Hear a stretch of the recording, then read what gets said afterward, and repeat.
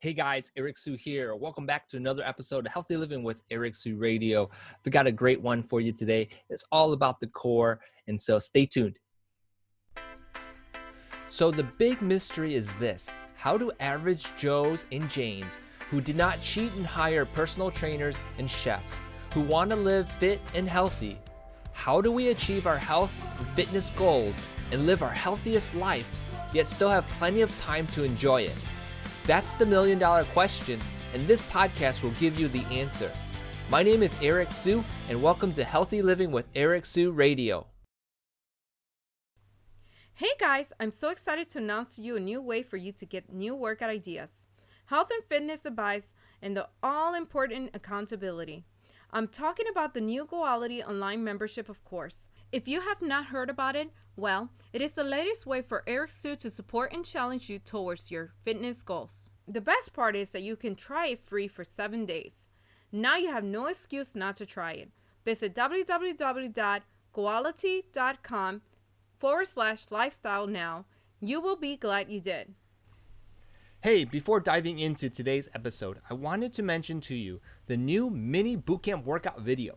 If you grab the free mini bootcamp workout manual, which can be found at www.goality.com/free, then you know what I'm talking about. Basically, the video will help anyone that needs a closer look at how to do the exercises in the workout and at what intensity. You still get everything from the warm-up to the workout routine to the cool down and the nutrition plan. To get the video, simply go to www.goality.com/mini video. Okay, go grab the mini bootcamp workout video today. All right, you guys, I'm back. And today is a special episode because I want to talk about how to train your core for maximum results. I got a little presentation for you guys, so stick with me. I'm going to be talking about 3 mistakes you must fix so that you can get maximum core results. All right, so let's dive right into it.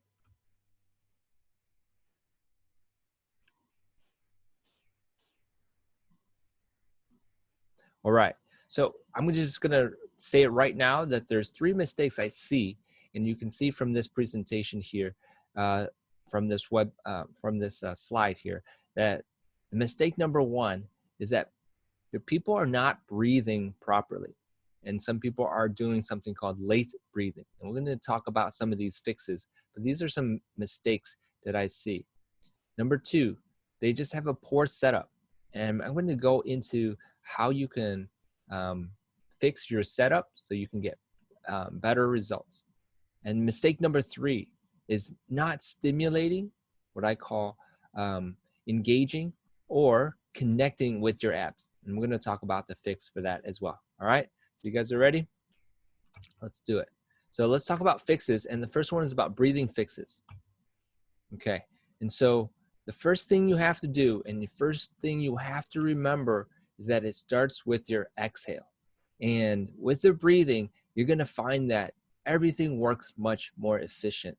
And you are going to find more results because everything's going to be more effective. Okay, so exhale on exertion is the phrase that I tell people to remember. Okay, double E, anything that can get you to remember to exhale on exertion. Okay, and so that's the first thing. Now, the other aspect of the movement is that we must exhale early to contract and then lift. Okay, and that would be the movement or the action phase, right? The lifting.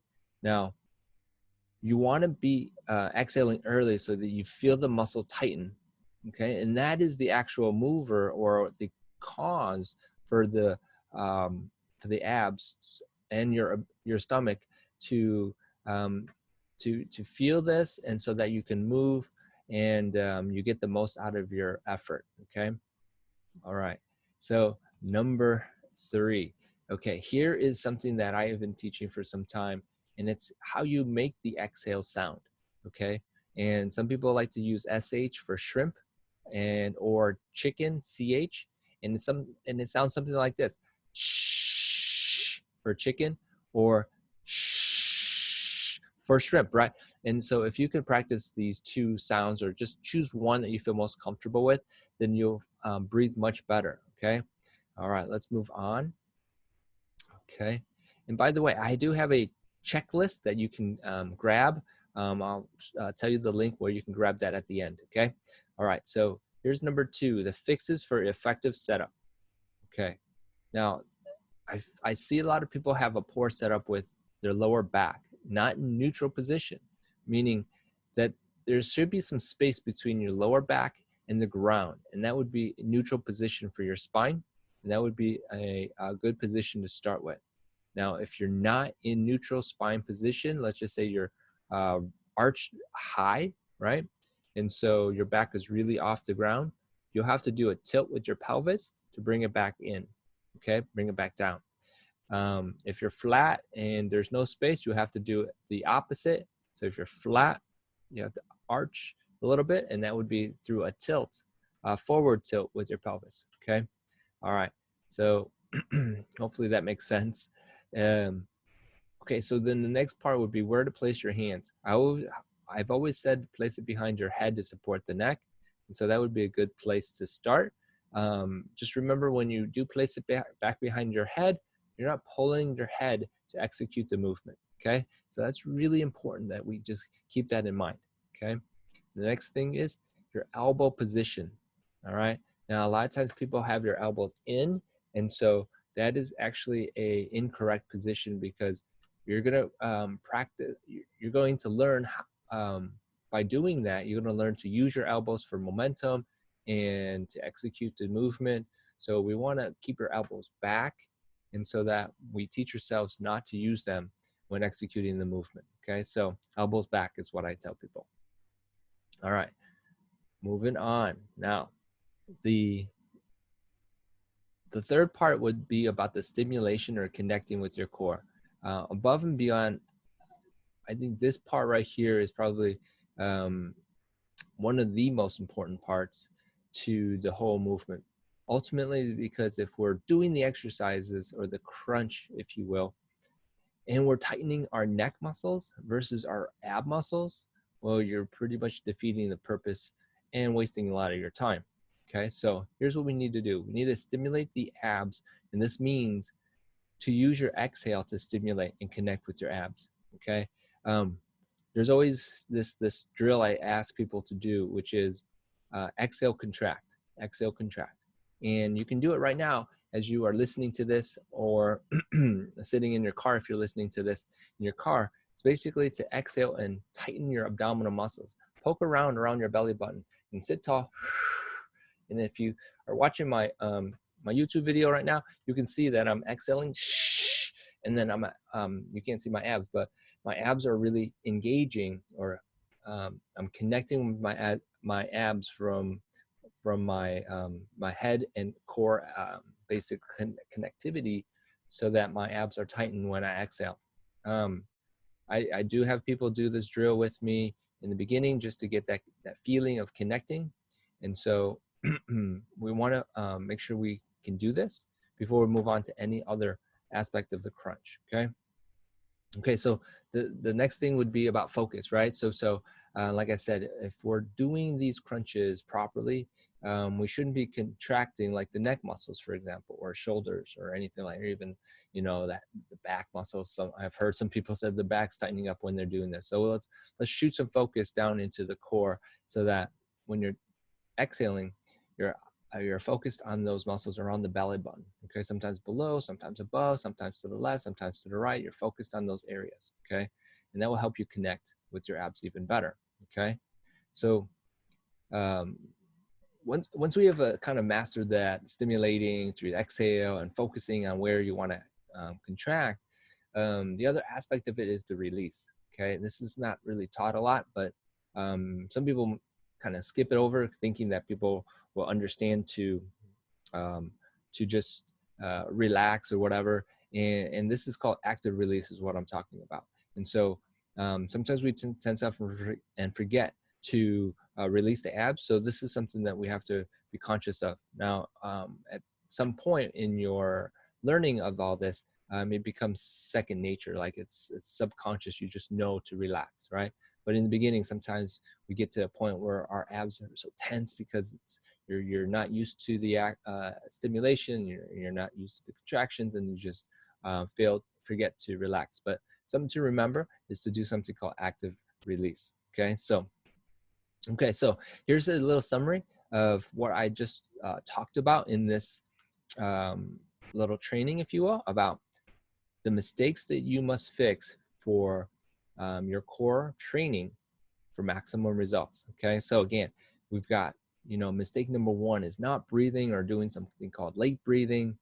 The mistake number 2 is just the poor setup, right? We just are not in the proper position, specifically the back, and then your hands and so forth. Okay, and then mistake number 3, we're talking about, not stimulating or connecting with your abs. Okay, so that's a really big mistake. People, I find they do that, and so we got to fix that. Now, these are the exact fixes for each of those mistakes. So fix number 1, exhale on exertion and exhale early. Okay, and then fix number 2 for the poor setup is just to remember neutral spine position, hands support the head, and elbows are back. Okay, now fix number 3 for not stimulating is just to focus on the area that you want to engage and work on, right? And so that will help with the stimulation. Remember, exhale and exertion is the key. Okay, and this whole topic, obviously, I kind of went through it pretty quick on a little high overview, if you will, and practicing this and learning this, that's another step.